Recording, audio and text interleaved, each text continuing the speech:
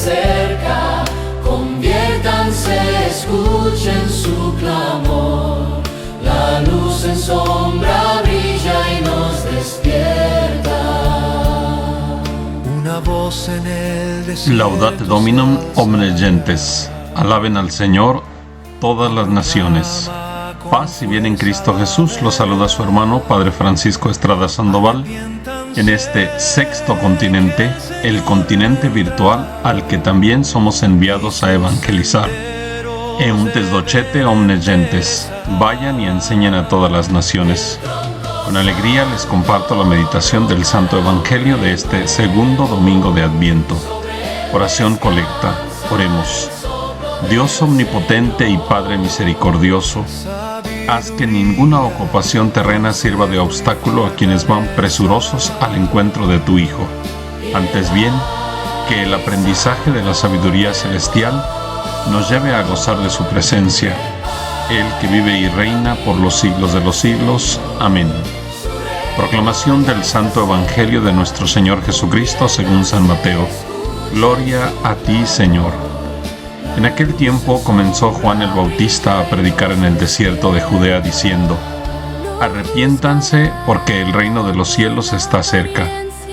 Juan es aquel de quien el profeta Isaías hablaba cuando dijo: Una voz clama en el desierto: Preparen el camino del Señor, enderecen sus senderos.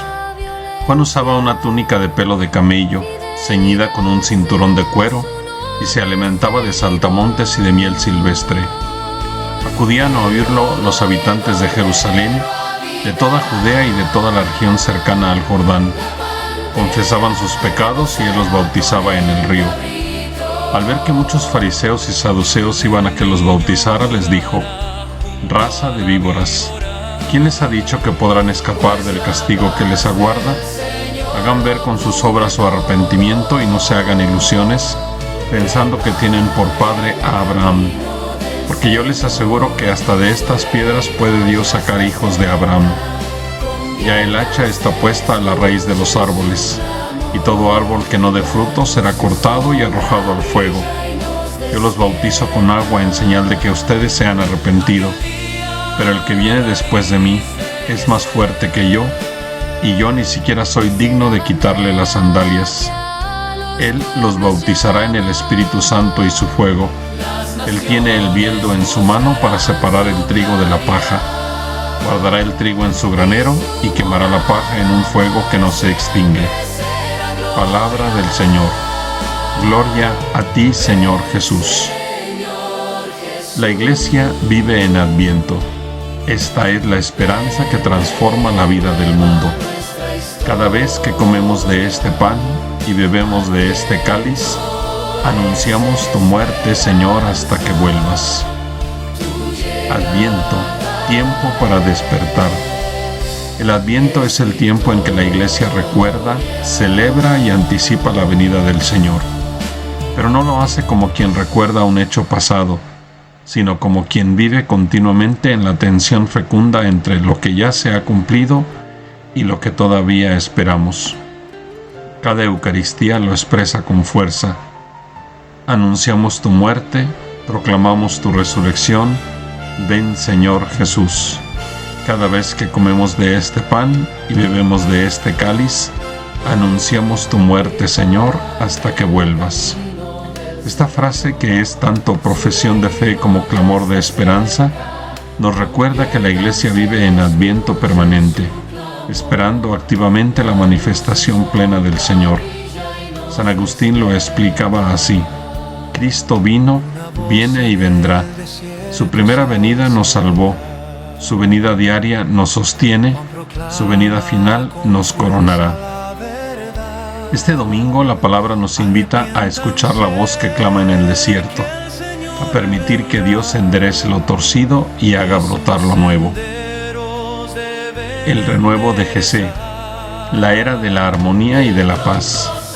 Aun cuando el segundo domingo de Adviento tiene como finalidad principal despertar en nosotros el estar preparados y vigilantes para la segunda venida de nuestro Señor Jesucristo, podríamos decir que, partiendo de la profecía de Isaías del renuevo del tronco de Jesé y la era de armonía y paz, y con las dos solemnidades de la Santísima Virgen, a saber, la Inmaculada Concepción y Santa María de Guadalupe, nos introducimos al espíritu de Adviento de la venida del Señor en la carne, nacido de María Santísima. Isaías inicia con una imagen sorprendente. Brotará un renuevo del tronco de Jesé. Jesé es el padre de David. Al mencionar su nombre, Isaías sitúa la esperanza del futuro en el linaje davídico, pero ya no como un árbol majestuoso, sino como un tronco aparentemente muerto, cortado por el fracaso histórico de la dinastía. Este dato nunca lo deberíamos perder de vista, sobre todo cuando nos aproximamos a nuestra propia miseria y a la miseria de los hermanos que han pecado. Dios hace surgir del tronco un renuevo. David se convierte en un adúltero y asesino, y sin embargo Dios hace surgir un renuevo, y ese renuevo será precisamente el Mesías. De ahí que en los evangelios se le llame a Jesús el Hijo de David. Teológicamente esto revela la iniciativa absoluta de Dios en la salvación. Dios actúa desde lo pequeño, lo quebrado. El Mesías no surge del poder humano, sino de la fidelidad divina a sus promesas. La tradición cristiana reconoce aquí una profecía explícita de Cristo, el Hijo de David, nacido de la humildad de Belén. Este pasaje del profeta Isaías anuncia un tiempo mesiánico, descrito como una nueva creación, donde la justicia, la paz y la reconciliación gobiernan la vida humana y la vida del cosmos. Pareciera que Isaías describe la frescura y la armonía de la creación en el Génesis antes de la caída de Adán y Eva, donde Adán convive con todos los animales y éste les pone nombre. Conclusión teológica. Isaías es una de las visiones más completas del proyecto salvador de Dios. Un Mesías humilde y lleno del Espíritu. Un gobierno basado en la justicia y la verdad. Una creación reconciliada. Una humanidad que conoce y ama a Dios. Una salvación abierta a todas las naciones. En el trasfondo está la certeza fundamental. La historia no está abandonada a la violencia ni al caos. Dios ha prometido un futuro de armonía en Cristo. Brotará un renuevo del tronco de Jesé.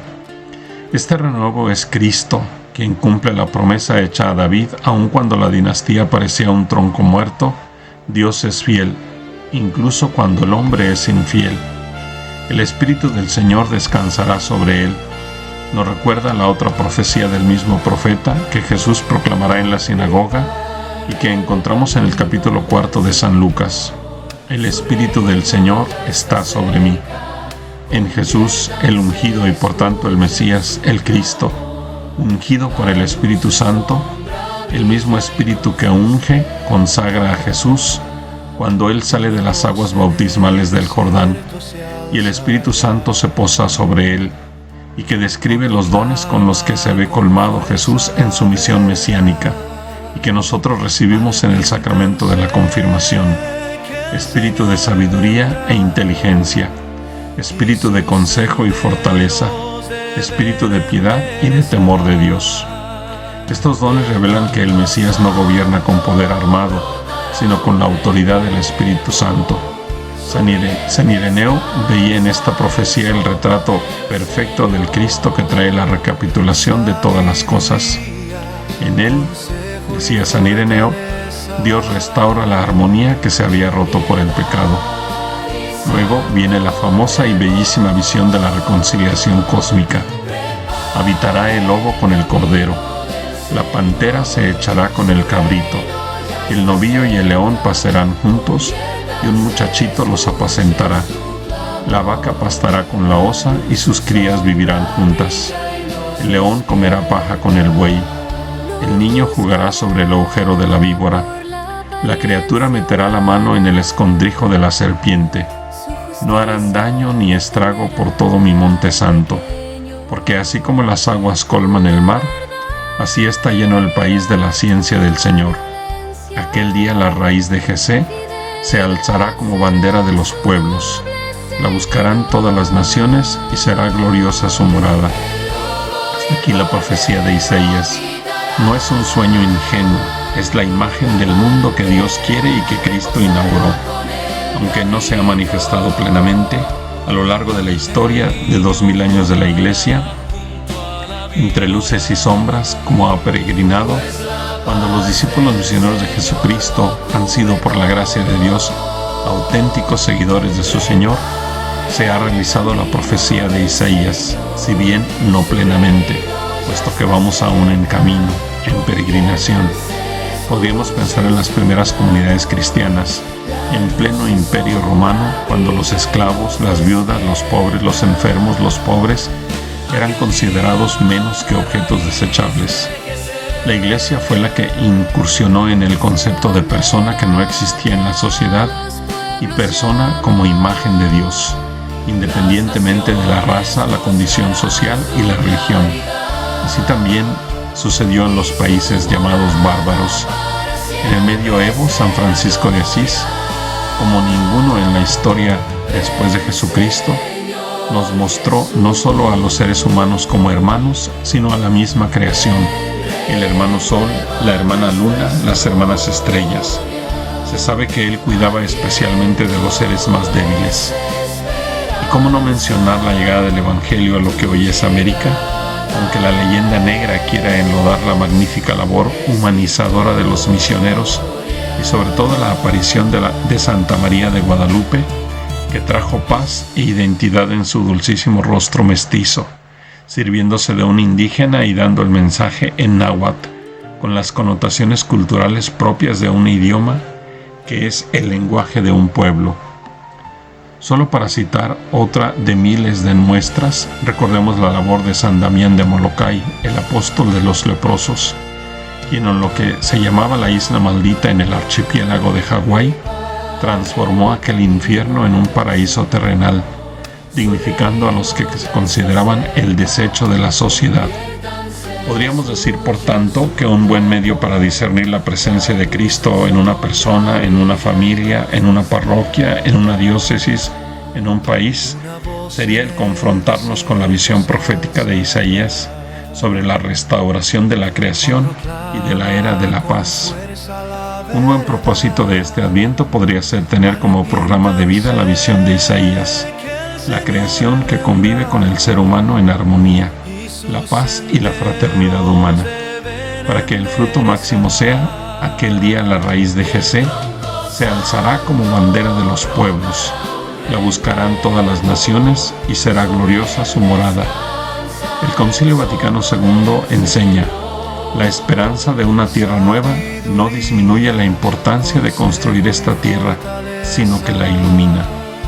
Que nuestra mirada tenga la visión cósmica de Isaías y la visión de San Juan Evangelista en el Apocalipsis, en la plenitud del cumplimiento de la era mesiánica.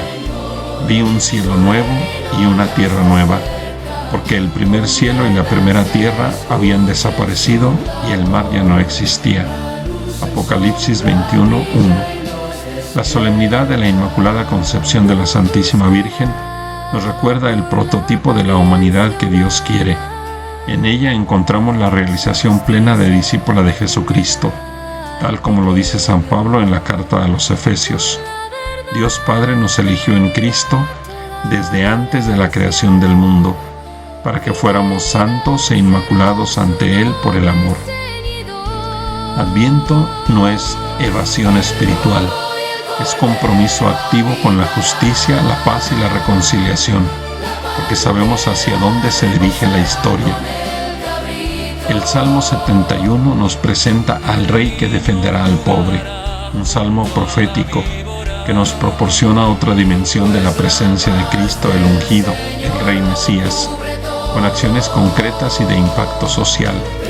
En este Adviento, en el contexto de tanta violencia, de tanta corrupción por gobiernos que defienden a los poderosos, el Salmo responsorial se convierte en una súplica. Ven, Señor, Rey de justicia y de paz. Cuando le suplicamos al Rey Mesías, ven, Señor, no tardes, Estamos invocando al Mesías como aquel que defiende al pobre, protege al desvalido, libera al oprimido. San Juan Crisóstomo comentaba: donde se defiende al pobre, ahí reina Cristo. Así comprendemos que la paz auténtica, la de Isaías, no es una ausencia de conflicto, sino fruto de la justicia vivida. Por su parte, San Pablo nos habla de la comunión como señal del reino. En la segunda lectura, Pablo revela el núcleo del Adviento cristiano. Todo lo que fue escrito se escribió para nuestra esperanza. Los cristianos estamos llamados a vivir la paciencia, el consuelo mutuo, la armonía, la acogida fraterna. De hecho, Pablo dice: acójanse unos a otros como Cristo los acogió. San Benito en su regla retoma este espíritu y ordena: recíbase a cada huésped como al mismo Cristo. El Adviento pide construir comunidades donde la acogida, el servicio y la palabra de ánimo sean signos visibles del reino que ya está presente. Por su parte, Juan el Bautista en el Evangelio se nos presenta como el profeta que despierta las conciencias. Juan aparece en el desierto como voz que incomoda, que cuestiona, que llama a la conversión. Arrepiéntanse porque el reino de los cielos está cerca. Su presencia ruda, su estilo de vida austero y su palabra directa indican que la salvación requiere preparación interior. Dice a los fariseos: den frutos de verdadera conversión. No basta un gesto externo, ni una tradición heredada, ni una religiosidad superficial. San Gregorio Magno advertía: el cristiano no se define por lo que dice, sino por lo que obra. Juan recuerda que Dios quiere raíces profundas, no apariencias, y señala al que viene, con Espíritu Santo y fuego, Cristo que separa la verdad de la mentira, el trigo de la paja. Un segundo propósito de este Adviento podría ser el renovar nuestra vocación profética con la que fuimos consagrados en nuestro bautismo. El sacerdote nos consagró con el Santo Crisma diciéndonos: para que seas miembro de Cristo sacerdote, de Cristo profeta y de Cristo rey.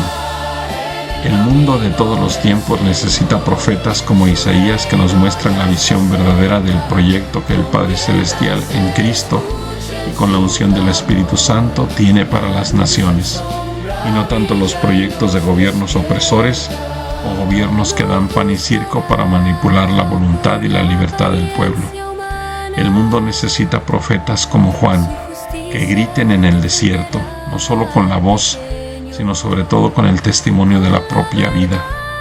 Lamentablemente, muchos que deberíamos ser discípulos profetas de Jesucristo, nos sometemos a los caprichos de gobiernos populistas que aniquilan la voluntad y la libertad de las personas.